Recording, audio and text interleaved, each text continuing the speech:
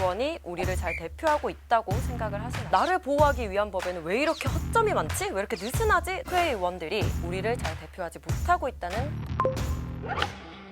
한 고등학생이 오토바이로 음식을 배달하다 차에 치여 사망했습니다. 이 학생은 오토바이 면허가 없어서 홀서빙 아르바이트에 지원을 했는데요. 가게 사장은 헬멧만 쓰면 된다면서 배달을 보냈습니다. 그럼 이 가게 사장 어떤 처벌을 받았을까요? 고작 벌금 30만 원. 끝! 법이 그렇다고 합니다. 18세에서 24세 청년들이 일하다가 배달로 가장 많이 죽는데 땡땡 라이더스 그리고 바로땡 같은 배달 대행 업체는 라이더가 사고가 났을 시 어떤 법적 책임도 지지 않는다고 합니다. 평균 재산 43억, 평균 나이 55.5세, 83%가 남성이고 2030 세대가 단 3명인 국회의원. 영상을 보는 여러분들은 이 국회의원이 우리를 잘 대표하고 있다고 생각을 하시나요? 나를 보호하기 위한 법에는 왜 이렇게 허점이 많지? 왜 이렇게 느슨하지? 라는 생각이 드신다면 이 국회의원들이 우리를 잘 대표하지 못하고 있다는 뜻일 겁니다. 우리가 이 사람이 나를 대표할 수 있다. 그리고 이 정당이 지지하는 바가 내가 원하는 사회다. 이렇게 목소리를 내야 하는 이유인데요. 그 방법 중 가장 간편한 게 투표가 아닐까 해요. 국민을 대표해서 법을 만드는 사람이 누구라고요? 국회의원이고 이 국회의원을 뽑는 선거는 바로 총선입니다. 4월 15일에 있는 총선, 2002년 4월 16일생을 포함해서 그 이전에 태어난 사람들이 모두 참여할 수가 있잖아요.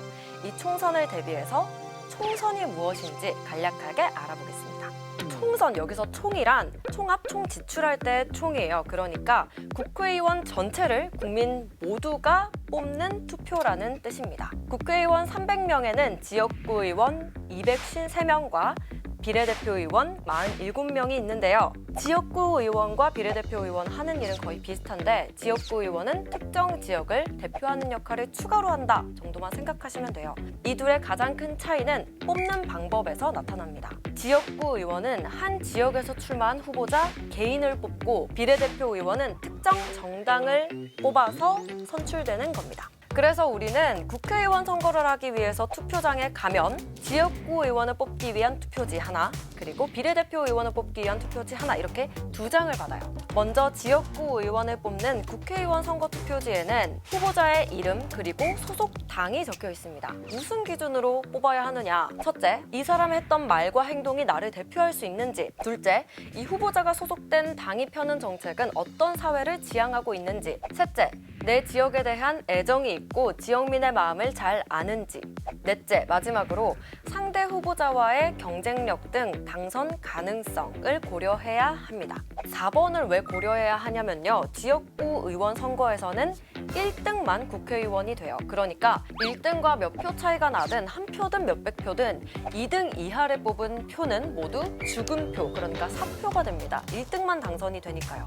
그렇다 보니까 이 지역구 의원 선거는 사실 1등이 될 가능성이 있는 후보자가 있는 거대 정당에 유리합니다. 아니 그러면 지역구 의원이 이렇게 거대 정당에게 유리하면 그럼 소수 정당은 우리는 거대 정당만 뽑아야 되나? 누가 1등이 될지도 모르는데 내 표는 다 사표가 돼야 되나? 아니겠죠. 당연히 이 유권자, 즉 투표할 권리를 가진 사람이 던진 표가 모두 의미가 있기 때문에 소수 의견이 반영되도록 하고 있습니다. 국민이 가진 다양한 의견을 국회의원이 대표해서 낼 수 있도록 비례대표 선거를 뒀는데요. 비례대표 의원을 뽑는 비례대표 국회의원 선거 투표지에는 당 이름만 적혀 있습니다. 여러 개의 당 이름이 있겠죠?